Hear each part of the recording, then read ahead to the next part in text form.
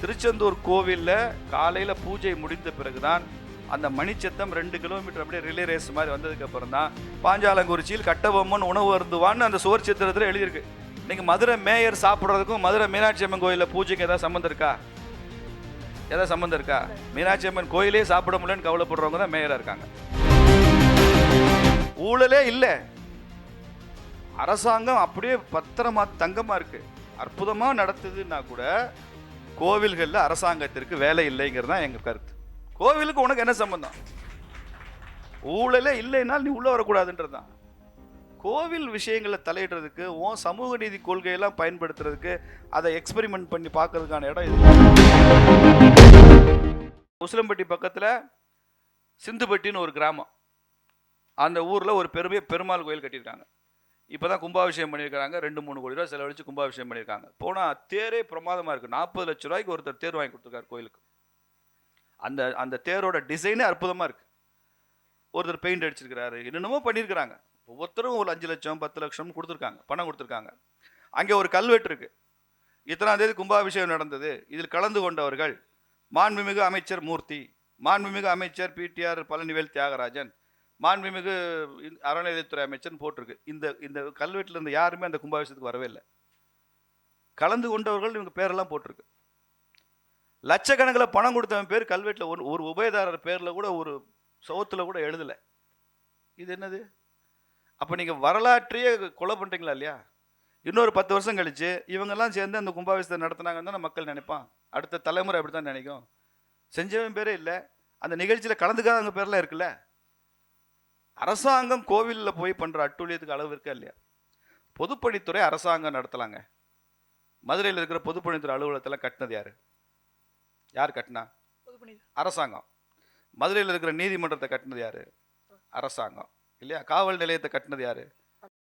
அரசாங்கம். அரசு கட்டடம் கட்டுது, அரசு நிலம் ஒதுக்குது, அரசு அதில் போய் இருக்கலாம், கோலோச்சலாம், நிர்வாகம் பண்ணலாம். மீனாட்சி அம்மன் கோயில் கட்டினது யார்? பாண்டிய மன்னர்கள். மக்களுங்க. பாண்டிய மன்னர் காட்டினார்னா பாண்டிய மன்னர் கூலி கொடுத்தா கட்டினாரு?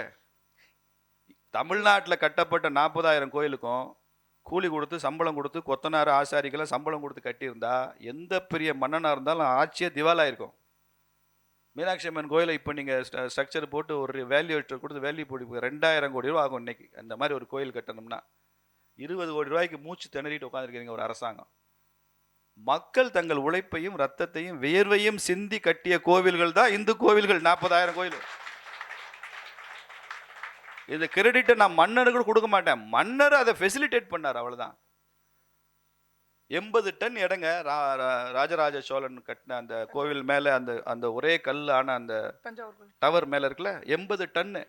80 டன் என்ன அர்த்தம்? 80,000 கிலோ. எப்படிங்க ஏத்துனா அந்த கோவில் உச்சியில கோபுரத்துல?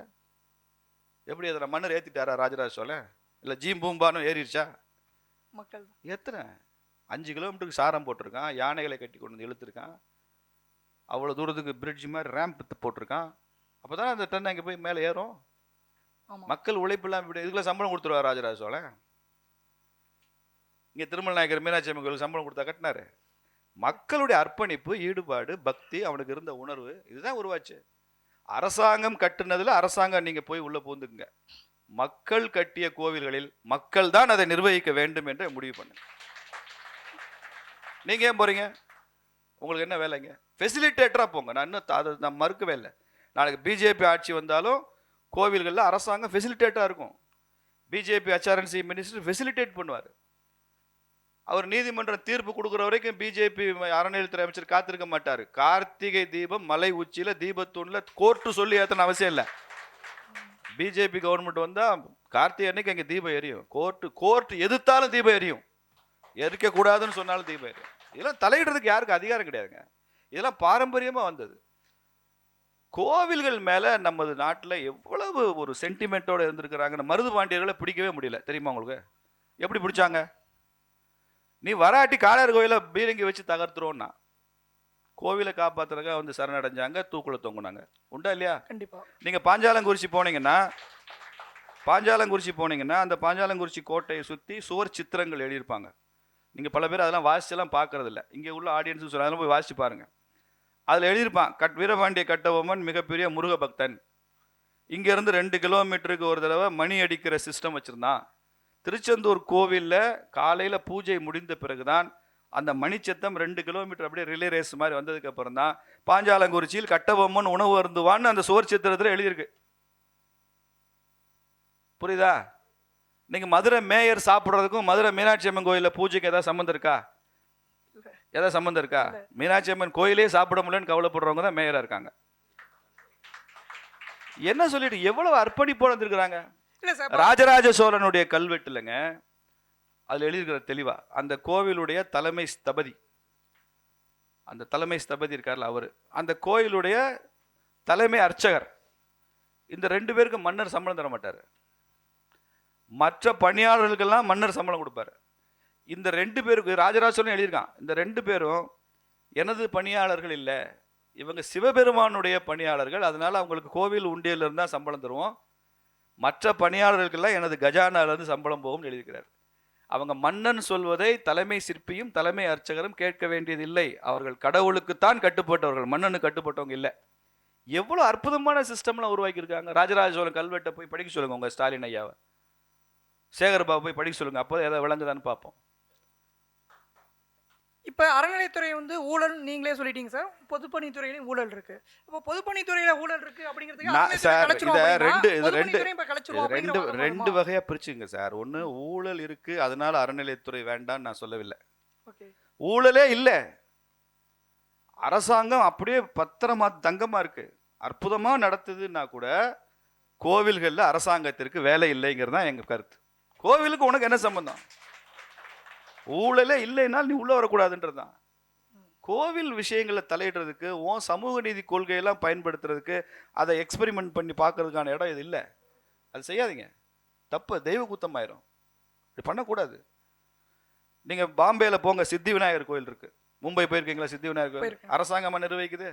இல்ல, பளிங்கு மாதிரி இருக்கு, அப்படி பளிங்கு மாதிரி இருக்கு. இந்த ஒரு சினிமாவில் வடிவேலு சொல்லுவாரு, துபாயில் ரோடெல்லாம் அப்படியே ரோட்லேயே சாதம் போட்டு சாம்பார் ஊற்றி சாப்பிடலாம் பாருல, அந்த மாதிரி கோவிலுக்கு நான் காமிக்கவா இந்தியா பூரா? ஒரு கோயில் கூட தமிழ்நாட்டில் கிடையாது. டெல்லியில் சுவாமிநாராயணன் டெம்பிள் போயிருக்கீங்களா? அரசாங்கம் நிர்ணயிக்குது. தாஜ்மஹால் சொல்கிறீங்க, உலக அதிசயம் சுவாமிநாராயண் கோயில் தான், தாஜ்மஹால்லாம் இல்லை. அவ்வளோ பிரம்மாண்டமான கோயில். நீ குழந்தைகள்லாம் கூட்டிட்டு போனீங்கன்னா ஒரு செகண்ட் கையை விட்டு விலகிட்டாங்கன்னா அவங்க எங்கே இருக்காங்கன்னு கண்டுபிடிக்க முடியாது. அவ்வளவு சிற்பங்கள், அவ்வளவு தூண்கள், அவ்வளவு அழகு, எங்கேயோ போயிட்டாங்கன்னா கண்டுபிடிக்க முடியாது. அரசாங்கமாக நடத்துது, அதை பக்தர்கள் தான் நடத்துகிறாங்க. என்ன பிரச்சனை இங்கே உங்களுக்கு? திருப்பதி தேவஸ்தானம் நடக்குது, குருவாயூர் தேவசம் போர்டு நடத்துது. கேரளாவினுடைய கோவில்கள் அரசாங்கத்துக்கு பெரிய சம்பந்தம் இல்லை. கர்நாடகாவில் அப்படி தான். நீங்கள் தர்மஸ்தலா போனீங்கன்னா அங்கே மஞ்சுநாதர் கோவில் இருக்கு. எத்தனை பேருக்கு அன்னதானம் போடுறாங்க தெரியுமா உங்களுக்கு? தனியார் நடத்துகிற கோவில்.